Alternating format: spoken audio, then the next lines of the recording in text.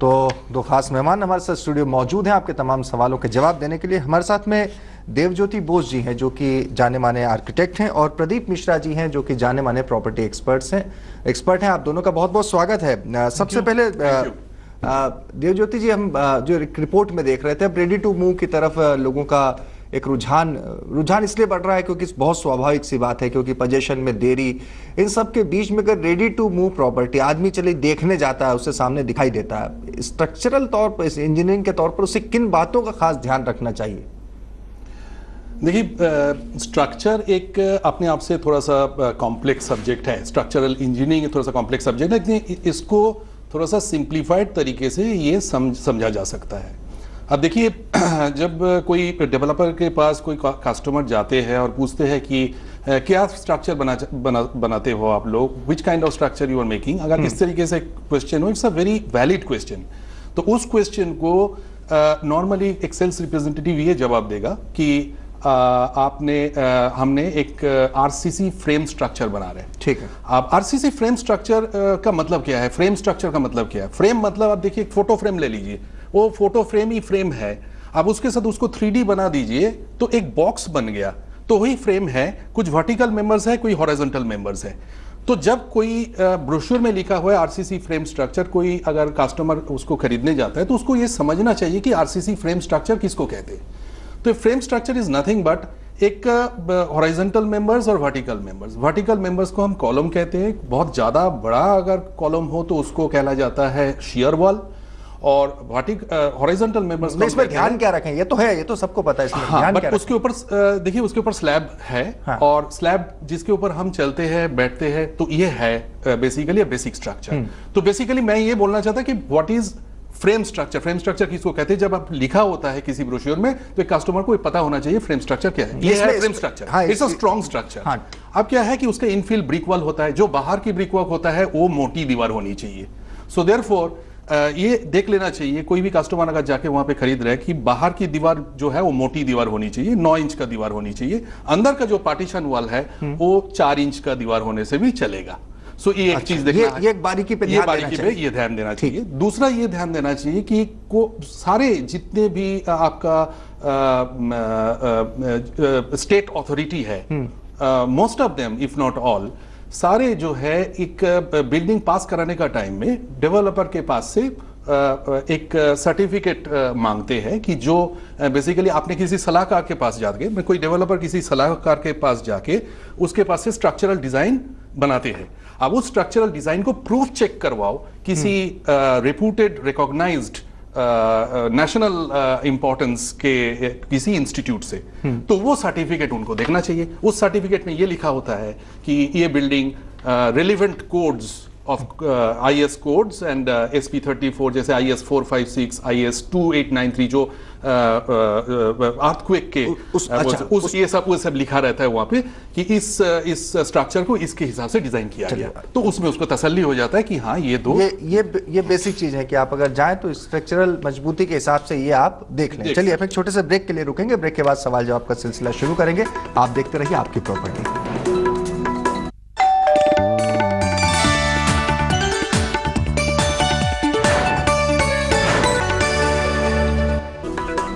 Break के बाद एक बार फिर आपका स्वागत है आपकी प्रॉपर्टी में। अब सवाल जवाब का सिलसिला शुरू करते हैं। तो खास मेहमान स्टूडियो में हमारे साथ मौजूद हैं। एक कॉलर इस वक्त हमारे साथ हैं, आदेश वत्स हैं पीतमपुरा से। जी आदेश जी, सवाल पूछिए। हाँ सर, नमस्कार। जी नमस्कार सर, मेरा ये अपना जो है कमालपुर, TDI कमालपुर मुरथल में। हाँ जी, इसमें TDI का मेरा बुक है डुप्लेक्स। TDI मुरथल में क्या है आपका? TDI में मेरा वो है फ्लैट लिया आपने, ठीक है। हाँ जी, TDI का है सर। TDI के प्रोजेक्ट में? हाँ जी, आज 5 साल हो गए हैं सर। अपने बैंक से लोन किया हुआ था और 90% पैसा दे चुकी है। टाइम पे आपको पोजीशन नहीं मिल पाया? ना, 2 साल लेट हो गए। 3 साल में कहा था, आज 5 साल तो हो चुके हैं सर। ठीक है। और अब मैंने बैंक का लोन भी लिया हुआ है 2.5 साल से, और किराए पे रहता हूँ। आज तक कोई सुनवाई भी नहीं है वहाँ पे। तो क्या करना चाहिए सर मुझे? देखिए, इस टाइम तो करीब करीब मैक्सिमम प्रोजेक्ट्स के अंदर डेवलपर्स द्वारा ये देखा गया है, ट्रेंड देखने को सामने आया है कि डिले तो सब में हुआ है, कहीं तक फंड मोबिलाइजेशन ज़्यादा हुआ है। एक डेवलपर ने एक प्रोजेक्ट के फंड को अलग अलग प्रोजेक्ट्स के अंदर इन्वेस्ट किया समस्या ये भी इसका डिले भी हुई। हाँ, तो जब इस पोजीशन पे आने के बाद जब आप क्लेम करते हैं कि हमें पोजीशन नहीं मिल रहा, तो वो आपको एक स्टैंडर्ड जो एग्रीमेंट के अंदर क्लॉज लिखा होता है 5 रुपीज पर स्क्वायर फीट का, वो दिखा के पोजीशन तक रोकते हैं और पोजीशन के समय आपसे उस क्लॉज के को भी जो अमाउंट आपका पेनल्टी बनती है उसको भी कहीं हद तक वो खत्म कर देते हैं सुपर एरिया बढ़ाकर। मतलब कि सुपर एरिया बढ़ गया या आपकी पेनल्टी उसमें एडजस्ट हो गई। फिर डिले में प्राइस एस्केलेशन जो हुआ वो भी बायर को ही देना पड़ता है। तो ऐसी स्थिति से बचने के लिए देखिए वेट करने की मेरे को लगता नहीं है आपको ज़रूरत है। आप लोग इकट्ठे होके एक एनसीडीआरसी में फाइल कर सकते हैं अपना केस, और उसमें कहीं हद तक बायर को सुनवाई, बायर के लिए हक में ही फैसला आता है। दूसरा, रेरा हर स्टेट के अंदर इम्प्लीमेंट होने वाला है, करीब और 6 से 8 महीने का समय आप मान के चलिए हरियाणा के अंदर एप्लीकेबल होने के लिए। तो रेरा आने के बाद भी एक टाइम फ्रेम होगा, उस टाइम फ्रेम के अंदर आपको आपकी शिकायत का फैसला मिलेगा, और डेवलपर अगर उसे नहीं मानता है तो उसमें जेल का भी प्रावधान है जी। तो अब 2 चीजें, कंज्यूमर फोरम में जा सकते हैं अभी और रेरा आने का वेट भी कर सकते हैं। चलिए, एक और लक्ष्मी नगर से कॉलर हमारे साथ जुड़े हैं जी, सवाल पूछिए। नमस्कार सर। जी नमस्कार। मैं एलपी सिंह बोल रहा हूँ लक्ष्मी नगर से। मैं 2006 जनवरी में एक प्री लॉन्च बुक कराया था flat VXL realtors private limited. कहाँ पर? जिसका ऑफिस था यूसुफ सराय में। यूसुफ सराय में इसका ऑफिस था जी। प्रोजेक्ट कहाँ था? प्रोजेक्ट था वसुंधरा में, ये साहिबाबाद के पास वसुंधरा। अच्छा, फिर क्या? डेवलपर का नाम फिर से बताइए। VXL। हाँ, VXL रिलेटर्स प्राइवेट लिमिटेड। हाँ ठीक है। हाँ ठीक है सर। उसमें मुझे 2008 में कहा था मकान देने के लिए, फ्लैट देने के लिए। उसके बाद उसने 2008 में मेरे से एग्रीमेंट किया कि मैं आपको 2010 अप्रैल में फ्लैट दे दूंगा। आज तक फ्लैट नहीं मिला। बैंक से उसने फाइनेंस कराया, उसका ऑथराइज बैंक था उस समय ING वेस्ट बैंक। अब ये है मेरे ख्याल से कोटक महिंद्रा बैंक है, ये ऐसे ही है। हाँ, कोटक महिंद्रा बैंक है। तो बैंक ने जो एग्रीमेंट किया ट्रिपल पार्टी, उसने ये लिखा था कि 11 अप्रैल 2010 तक आप बैंक में टाइटल जमा करेंगे। अभी तक मुझे मकान नहीं मिला। मेरा स्टेट कंज्यूमर फोरम में केस चल रहा है। मैं सिविल और क्रिमिनल में जाने के लिए तैयार हूं, क्योंकि जब बिल्डर ने प्री लॉन्च बुक किया था उस समय उसके पास टाइटल नहीं था। उसने 2007 में पैसे जमा किए हैं अथॉरिटी ने। ये क्या नाम है इसमें, वसुंधरा आवास विकास, यूपी आवास विकास में। ठीक है। तो मेरे साथ पूरा फ्रॉड किया है। इस बार मैंने सेल्फ नोटिस दिया था बिल्डर को, ना वो ऑफिस में रिफ्यूज कर रहा है, घर पे लेने के लिए तैयार नहीं है। उसका आज भी यूसुफ सराय में रजिस्टर्ड ऑफिस है, जो उसका वेबसाइट है उसमें रजिस्टर्ड ऑफिस वही आ रहा है जी। और तो ये मिश्रा जी जाहिर तौर पर प्री लॉन्च है और इस तरह से कोई अननोन बिल्डर है, तो अब इसमें क्रिमिनल केस में कैसा पुलिस का रुख रहता है, क्या रहता है? देखिए, क्रिमिनल केस भी बनता है इसके ऊपर, क्योंकि प्री लॉन्च एक्टिविटी है, उसके पास लैंड नहीं है और उसके बावजूद उसने प्रोजेक्ट लॉन्च किया। लेकिन मैं एसपी सिंह जी के लिए एक बात ये भी कहूँगा कि डेवलपर ने लॉन्च किया अपने प्रॉफिट के लिए, लेकिन आप क्यों ऐसे प्रोजेक्ट्स को ले रहे हैं जिसमें अप्रूवल नहीं है? आपको भी एक अच्छा होमवर्क करना ज़रूरी है, सारे अप्रूवल्स को देखना ज़रूरी है। इस तरह क्या है कि एक इन्वेस्टर भी डेवलपर बन के सामने आ जाता है जिसका बेस नहीं होता।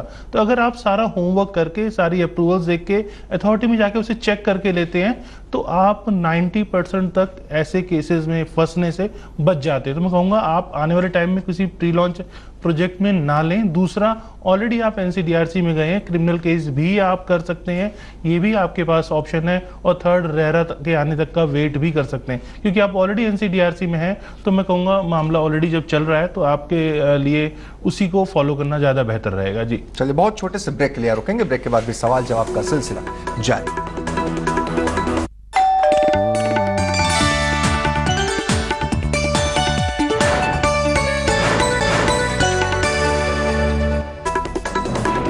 ब्रेक के बाद एक बार फिर आपका स्वागत है आपकी प्रॉपर्टी में। हमारे साथ में देवज्योति बोस जी हैं, आर्किटेक्ट हैं, और प्रदीप मिश्रा जी हैं जो कि प्रॉपर्टी एक्सपर्ट हैं। देवज्योति बोस, जैसे हम लगातार पूछ रहे थे, ब्रेक से पहले भी हमने पूछा था कि अगर आप रेडी टू मूव देखने जा रहे हैं तो स्ट्रक्चरल मजबूती के तौर पर क्या देखें, इसके अलावा भी और मोटी मोटी कुछ बातें आप बताना चाहें अगर संक्षेप में, जिन पर हम ध्यान दें। देखिए, आजकल एनवायरनमेंट में बहुत ज़्यादा ध्यान दिया जा रहा है कि एनवायरनमेंट को बचाना है, एंड बहुत सारे बिल्डिंग्स ऐसे आता है जो ग्रीन बिल्डिंग्स बोल के आता है, एंड इनिशियली जो है बिल्डिंग बेचा जा रहा है ये बोल के कि ये ग्रीन बिल्डिंग्स के तरीके आता है। तो ऐसी शिकायत आई थी, ग्रीन बिल्डिंग का बोल के बेचा और वहां पे ग्रीन कलर कर दिया था।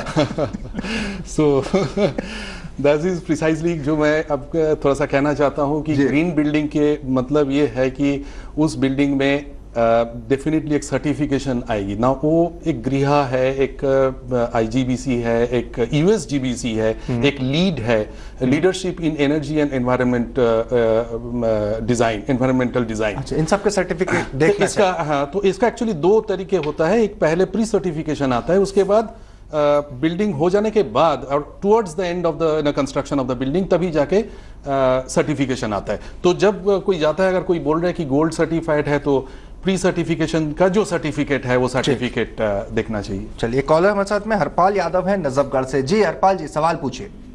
प्रदीप जी नमस्कार। नमस्कार हरपाल जी। सर, ये जो लैंड पुलिंग का जो मसला है, ये दिल्ली का कब तक हल हो जाएगा? इसकी कोई संभावना है जल्दी हल होने की? देखिए हरपाल जी, अभी तक 95 विलेजेस को अर्बन एरिया डिक्लेयर करना है, वो दिल्ली गवर्नमेंट की तरफ से है। जब तक वो नहीं होता तब तक इस दिल्ली का मास्टर प्लान उस पर एप्लीकेबल नहीं होता। हाँ, वो बात और है कि मिनिस्ट्री ऑफ अर्बन डेवलपमेंट ने ऑलरेडी इसको क्लियर कर दिया है, DD को लैंड पूलिंग एजेंसी बना दिया है, लेकिन जब तक उन विलेजेस को अर्बन एरिया डिक्लेयर नहीं किया जाता तब तक वो उस पर एप्लीकेबल नहीं होता। जी चलिए, कॉलर हमारे साथ अगले हैं राजीव हैं पश्चिम बिहार से। जी राजीव जी, सवाल पूछिए।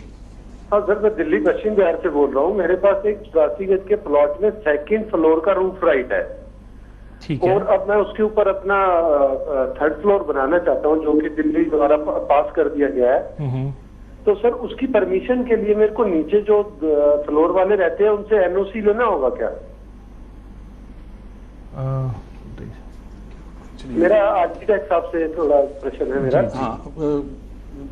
हाँ, जस्ट रिपीट वंस, एक बार और एक बार बोलेंगे क्वेश्चन?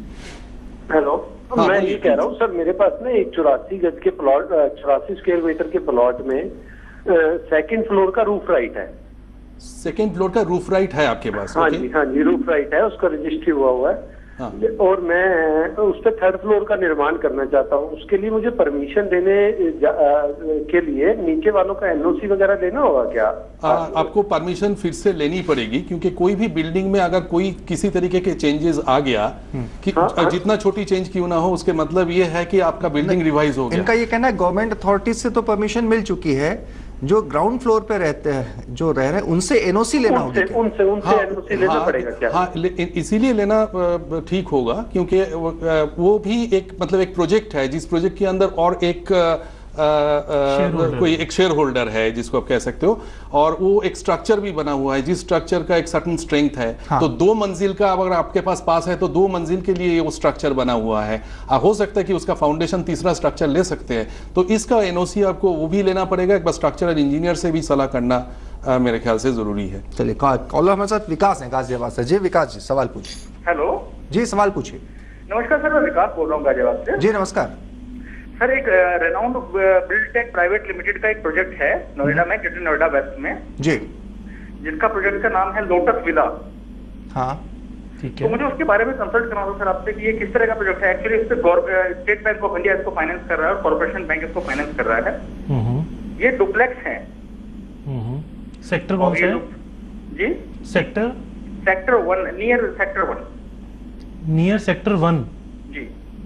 एक्चुअली ये जो लैंड है, जो ये लैंड है, ये जो लाल डोरे की जमीन जो होती है, इस तरह की कोई लैंड है जी। आपके लिए देखिए, अगर नोएडा के अंदर या ग्रेटर नोएडा के अंदर लैंड अथॉरिटी से अलॉटेड है तो उसको आप अथॉरिटी में जाके वेरीफाई कर सकते हैं। लेकिन अगर वो लाल डोरा की लैंड है तो वहाँ पे किसी टाइप के कंस्ट्रक्शन के बायलॉज अभी तक वहाँ पे नहीं है।